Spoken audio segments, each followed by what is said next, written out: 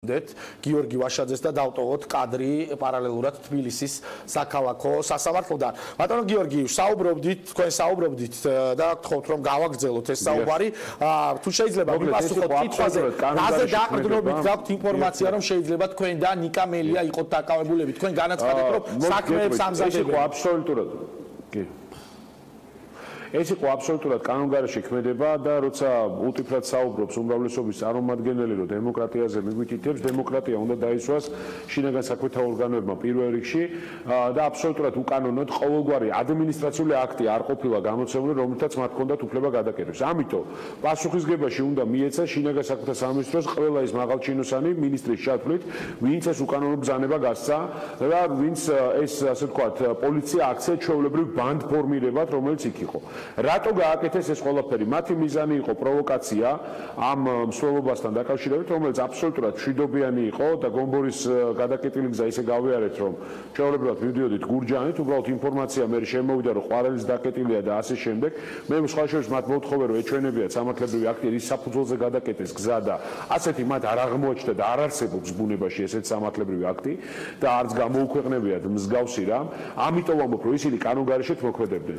რატო დაგეგმეს ეს პროვოკაცია, რომ მათი მიზანი იყო კონკრეტულ ლიდერებზე შეეთითხნათ საქმეები, რომ ისინი სისხლის სამართლის პასუხისგებაში მისცენ. ვერაფერს ვერ უშვებიან გაერთიანებულ ოპოზიციას იმ ხარდაჭერას, რომელიც ჩვენ გვაქვს და ეხლა მათი მიზანია, რომ დააკავონ ლიდერები. არ გამოუვათ ეს ყველაფერი ლევან, იმიტომ რომ ხალხი ყველაფერს კარგად ხედავს, იმიტომ რომ ჩვენ გვაქვს საქმე ჩვეულებრივ უკანონო ბანდფორმირებებთან, რომელიც მართავს დღეს ქვეყანას და რა თქმა უნდა ჩვენ ვიქნებით კიდევ უფრო აქტიურები, კიდევ უფრო ასე ვთქვათ მყარად გამოვხატავ ჩვენ პროტესტს, იმიტომ რომ კანონგარეშე დარჩენენ ხელისუფლებას და მიმართებაში ერთ-ერთი გზა ეს არის საპროტესტო აქციები, რომელთაც ჩვენ უნდა უპასუხოთ ამ ყველაფერს. ჩვენ მოუწოდებთ მათ, რომ კანონი დაიცვან და ამაზე გქონდა დიპლომატიურ კორპუსთან საუბარი. პროკურატურაში შევიტანთ აუცილებლად ამ საქმეს, არა იმიტომ რომ პროკურატურა ამას გამოიძიებს უკანონო ქმედება შინაგან საქმეთა სამინისტროს მხრიდან გზა რო გადაკეტეს უკანონოდ, არამედ იმიტომ რომ ეს ყველაფერი უნდა ასე ვთქვათ დამაგრდეს, ეს ყველაფერი უნდა დარეგისტრირდეს, იმიტომ რომ ადრე თუ გვიან ეს ხალხი აგებს პასუხს ამ სისხლის სამართლის დანაშაულზე, რომელიც აქვს შადენილი. პოლიციის ყველა მაღალჩინოსანს, ვისაც ხელი მიუძღვის იმ საქმეებზე, რაც ველისციხეში ხდებოდა, აქვს ჩვეულებრივი დანაშაული შადენილი. და როცა ჩვენ საუბრობთ, რომ კირკიტაძემ რაღაც დაარღვია, კირკიტაძეს დახვდა ჩვეულებრივი უკანონოდ გარი ავტობუსი, რომელშიც შეიძლება კი ან შეიძლება არა იჯდა გარკვეული ადამიანი, რომელიც საერთოდ არ ჩანდა პოლიციის უნიფორმაში იყო თუ არა გარედან, მაგრამ რომც გამოჩენილიყო ჩვეულებრივად, მასე პოლიციის თანამშრომელი სახში რომ შემომივარდეს რა, იმას რამის უფლება აქვს?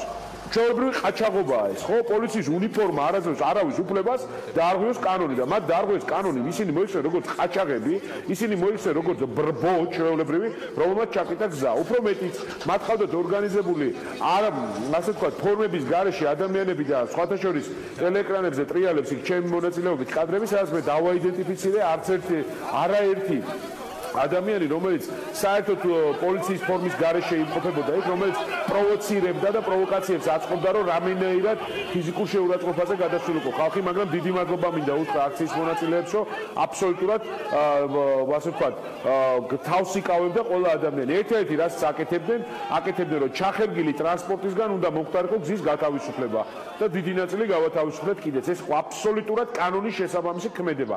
როცა უკანონოდ იქცება ვიღაც პოლიციის მანქანა, რომ მას გარედან პოლიცია აწერია, ვერ იქნება გამართლება კანონ დარღვევის, რომელიც ჩაიდინა კიდევ ერთხელ ვამბობ შინაგან საქმეთა სამინისტრომ.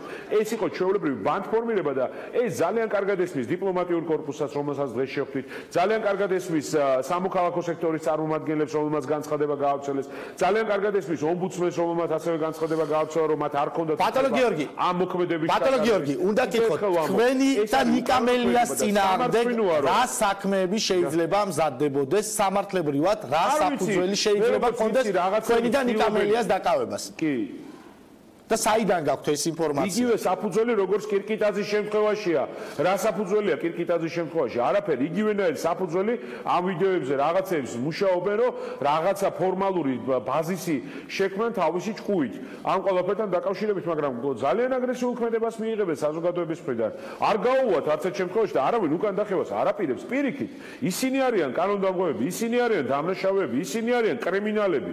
მაგრამ მე მინდა საზოგადოებას მიმართო, ეს ხალხი გამოვიდა კანონს კანონს არ იცავს საერთოდ. აი კანონი აღარ არსებობს ქვეყანაში.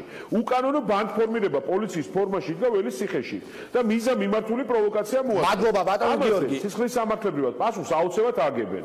სამართლინოა კიდე ზოიძის განცხადებები, რომ შუშის ჩამტრევაზე ამხელაიზა ახალქალაქში თავპირი რო დაუმტრიეს ადამიანებს. ძალიან ცუდია და ვინც დაარღვია თუ თქვათ იქ ქალბატონები ისინი კი ბატონო დავძეთ, მაგრამ არა ისე რომ ჩემს მიმართ ყველაფერი უნდა გამოვიძიო, მაგრამ სხვების მიმართ არაფერი. ველის ციხეში ყმები რო დაუმტრიეს ადამიანს, სად არის დაკავებული ადამიანები? და ის პარლამენტის წევრები. მადლობა ბატონო გიორგი. ჩვენ უნდა გადავინაცვლოთ უკვე საქალაქო სასამართლოში. ეს იყო გიორგი ვაშაძე.